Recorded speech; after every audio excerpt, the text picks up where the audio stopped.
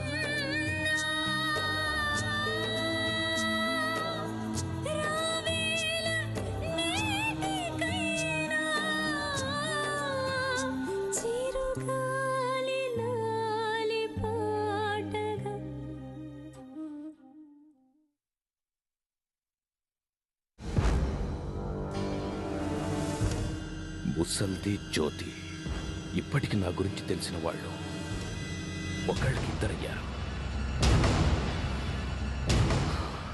ఇలాగే లేట్ చేస్తే ఈ లిస్ట్ పెరిగిపోయే అవకాశం ఉంది.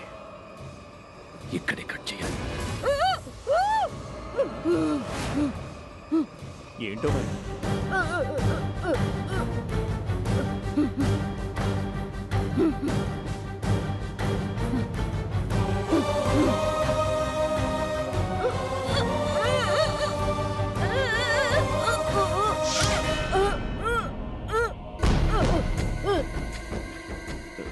నమస్కారం. నమస్తే బాబు. ఏంటి ఇలా వచ్చారు? అయినా అంత శ్రమపడి మీరు రావడం ఏంటి? కబురు పెట్టినా ఒక్క ఫోన్ చేసినా నేనే మీ దగ్గరికి వచ్చేవాడిగా. పెద్దలంటే నీ గౌరవం. ఫోన్ చేస్తే నువ్వు తప్పకుండా వస్తావని తెలుసు అబ్బాయి. కానీ దేనికైనా ఒక పద్ధతి ఉంటుంది. శుభలేఖలు వచ్చాయి, రాగానే మగపెళ్లి వారికి అందజేయడం సాంప్రదాయం. అవును బావా, మేము రాగానే సీతమ్మత్త అదే పనిగా ఈ గది వైపు చూపిస్తుంటే ఏమీ అర్థం కాలేదు. నిన్ను చూశాక మీ అమ్మ శుభలేఖ ముందు నీకిమ్మని చెప్తోందని ఇప్పుడు అర్థమైంది. అవును బావా, అమ్మ ఎప్పుడు అంతే.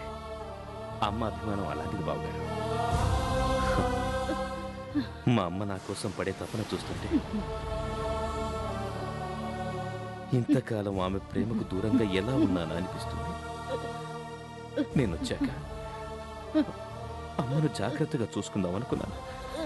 కానీ దురదృష్టవశాత్తు అమ్మ ఆరోగ్యం పాడైపోయింది. ఇన్నాళ్ళు నా రాక కోసం ఎంతగానో ఎదురు చూసిన మా అమ్మ నేను రాగానే మంచాన పడింది. రోజు రోజుకి ఆరోగ్యం దిగజారిపోతుంది. ఏ క్షణంలో ఏం జరుగుతుందోనని భయంగా ఉంది. మా ఇద్దరి పెళ్లి జరగాలని, రాధ ఇంటి కోడలు కావాలని మా అమ్మ ఎన్నో కలలు కంది. ఒకవేళ అనుకుంది ఏదైనా జరిగితే మా అమ్మ మా పెళ్లి చూడకుండానే వెళ్ళిపోతుందేమో అన్న భయం నన్ను వెంటాడుతోంది.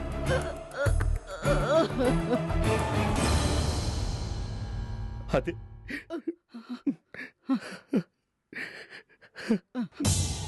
నాకు మనశ్శాంతి లేకుండా చేస్తుంది. అలాంటిది ఏదైనా జరిగితే నేను రాధా పెళ్లి చేసుకున్నా జీవితాంతం మా అమ్మ నా పెళ్లి చూడలేకపోయింది అన్న అసంతృప్తి మనసులోనే మిగిలిపోతుంది. బాధపడకమ్మా, అది నేను తట్టుకున్నాను. నువ్వు అనవసరంగా భయపడుతున్నావు బాబు. మందులు తీసుకుంటుందిగా, త్వరలోనే కోలుకుంటుందిలే. లేదు సర్పంచ్ గారు, ఒక్కోసారి అమ్మ పరిస్థితి చూస్తే నాకే భయం వేస్తుంది. ఏ క్షణంలో ఏం జరుగుతుందోనని ఆందోళనగా ఉంది. డాక్టర్ బాబు కూడా నీ పెళ్లి జరిగే లోపల తనకి జరగరాందేదైనా జరిగి పెళ్లి చూడలేకపోతానేమన్న భయం మీ అమ్మలో ఉంది. వెంటనే పెళ్లి జరిగిపోతే ఆ ఆనందంతో ఆమె కోలుకుంటుంది అని చెప్పారు.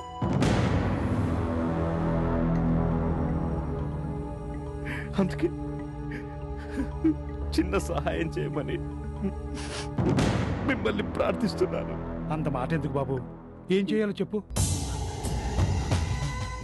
మంచి ముహూర్తం ఉంటే మా పెళ్లి రేపే జరిపించమని మిమ్మల్ని వేడుకుంటున్నాను.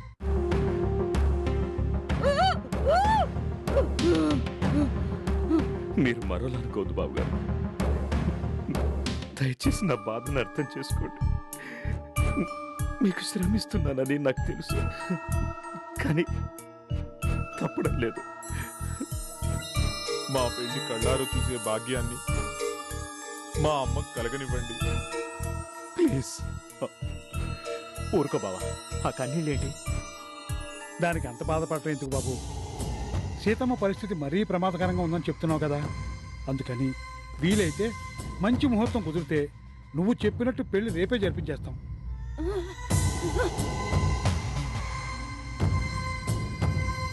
నా పరిస్థితి అర్థం చేసుకొని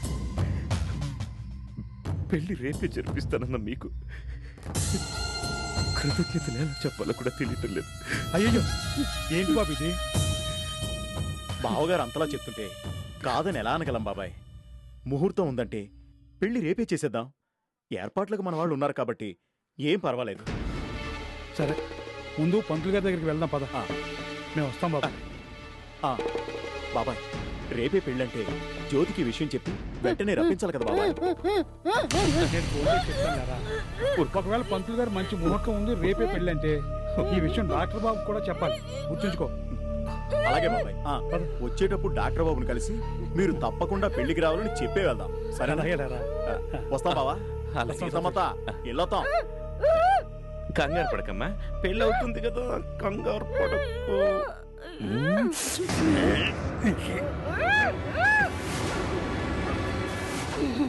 ఇప్పుడే చంపేస్తా.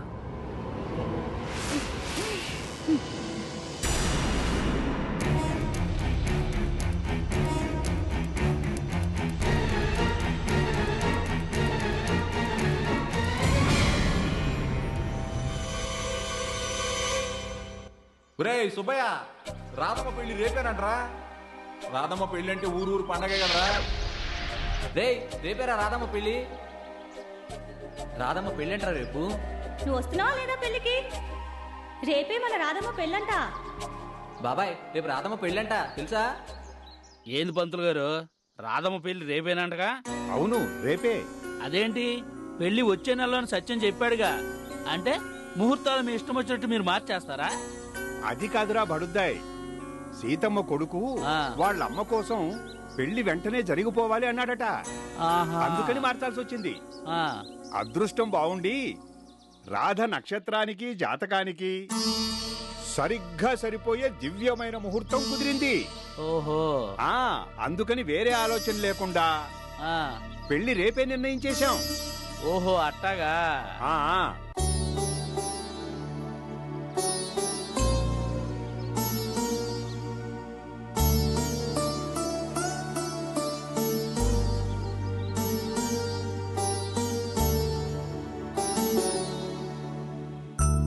రాధా, ఈ పెళ్లి నీకు ఇష్టమేనా?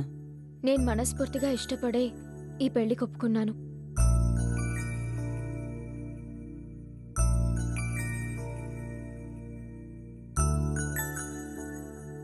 డాక్టర్ బాబు, డాక్టర్ బాబు.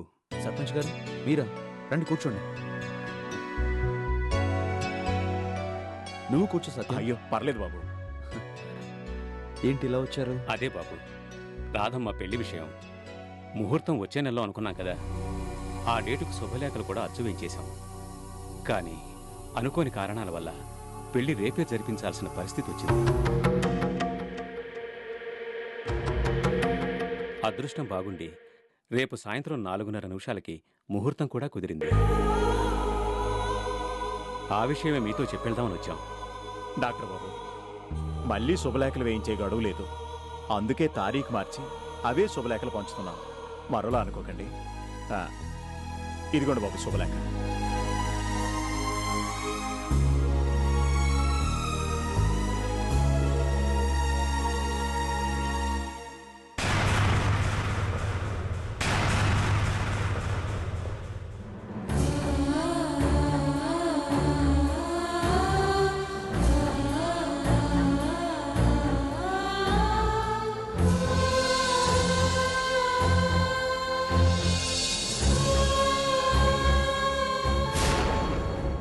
సారీ సత్యం, పెళ్లికి నేను రాలేను.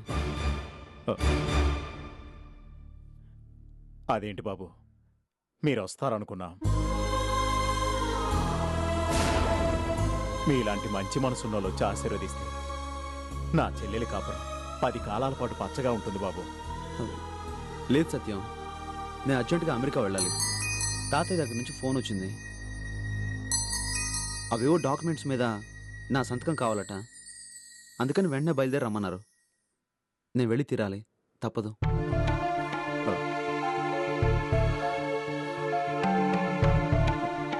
మీరు వస్తారని ఎంతో ఆశపడ్డాం బాబు. రాధ కూడా మీరు వస్తారని ఎంతో ఆశతో ఎదురు చూస్తుంది.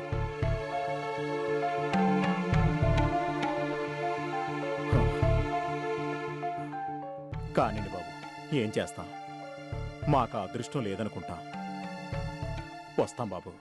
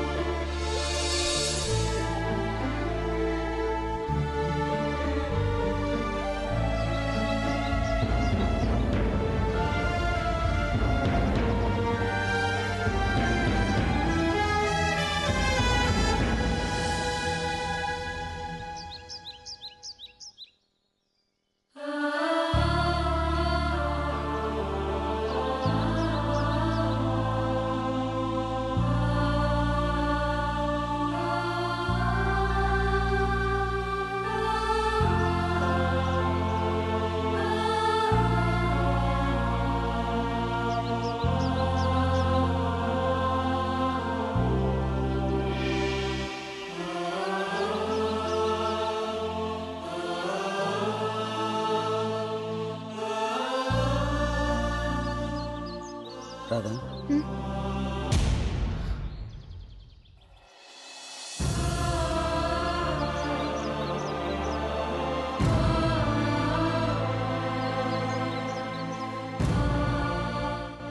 కూర్చోండి బాబు. కూర్చోవడానికి రాలేదు, వెళ్ళిపోతున్నానని చెప్పడానికి వచ్చాను. ఊరు నచ్చిందన్నారు, ఇక్కడే ఉంటానన్నారు. నచ్చినవన్నీ సొంతం కావని తెలిసింది, అందుకే వెళ్ళిపోతున్నాను. ఎవరి మీదైనా కోపమా? నా మీద నాకే కోపం. అంత తప్పేం చేశారు? ఆశపడ్డదాన్ని అందుకోలేకపోయాను. ఏదో పోగొట్టుకున్నట్టు మాట్లాడుతున్నారు. తిరిగి రాని వాటి గురించి ఆలోచించడం అనవసరం. ఇక్కడి తీపి గుర్తులు, అందమైన జ్ఞాపకాలు చేదు కాకూడదనే ముందే వెళ్ళిపోతున్నాను. మీ మనసులో ఏముందో చెప్తే. శూన్యమైన మనసులో చెప్పడానికి ఏముంటుంది? మీరింత నిరాశగా మాట్లాడటం ఇదే మొదటిసారి. కాలమే అన్నీ నేర్పుతుంది. నా గురించి వదిలే. మనస్ఫూర్తిగా ఇష్టపడ్డ వ్యక్తినే పెళ్లి చేసుకుంటున్నాను. మీరిద్దరు జీవితాంతం హ్యాపీగా ఉండాలని కోరుకుంటున్నాను. కనీసం పెళ్లి వరకైనా ఉండకుండా ఇంత హఠాత్తుగా ఊరు వదిలి వెళ్ళిపోయే నిర్ణయం ఎందుకు తీసుకున్నారు? కొన్ని ప్రశ్నలకు సమాధానాలు ఉండవు. నీ పెళ్లి నేను లేకుండా జరగదు అనుకున్నాను, కానీ నీ పెళ్లి చూడకుండా వెళ్లాల్సిన పరిస్థితి వచ్చింది.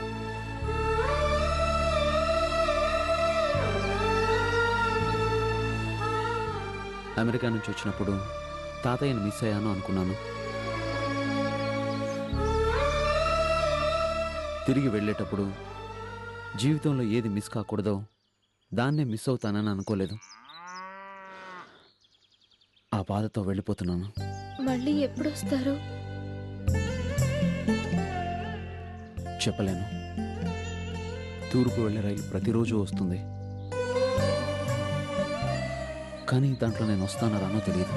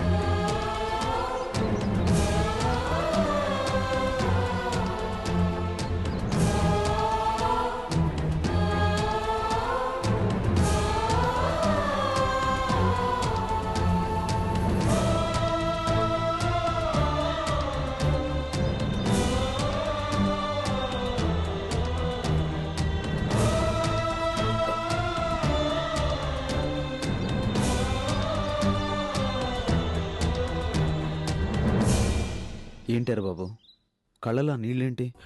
దేవుడిలా అంతలా సాయపడిన మీరు ఉన్నపాటు నూరు వదిలి వెళ్ళిపోతుంటే మాకు మిగిలింది ఇంకా కన్నీళ్ళే బాబు. ఇక మమ్మల్ని ఎవరు ఆదుకుంటారు బాబు?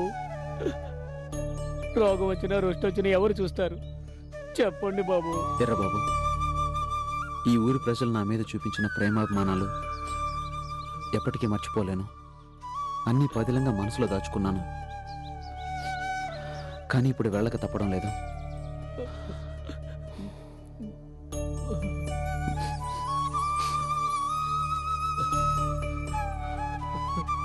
ఈ ఉంచు. వద్దు బాబు, నీ అభిమానమే చాలు నాకు. అది ఎప్పటికీ ఉంటుంది. ఉన్నన్నాళ్ళు నువ్వు చేసిన సేవలకి ఎలాగో వెలకట్లేను. నా ఆనందం కొద్దీ ఇస్తున్నాను. తీసుకోయారు బాబు.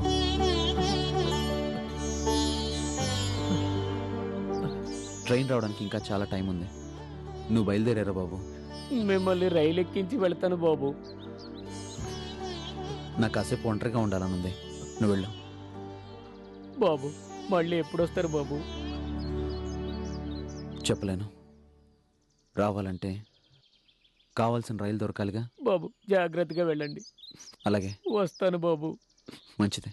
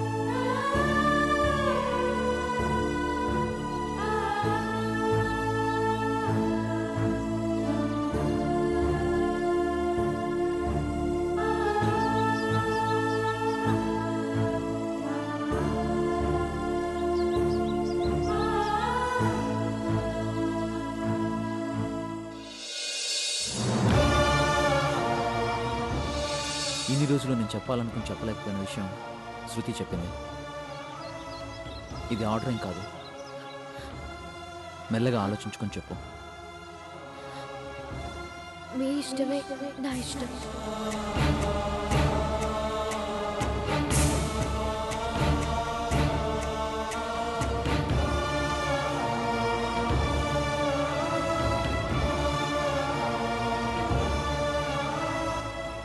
నేను మనస్ఫూర్తిగా ఇష్టపడే ఈ పెళ్లి ఒప్పుకున్నాను.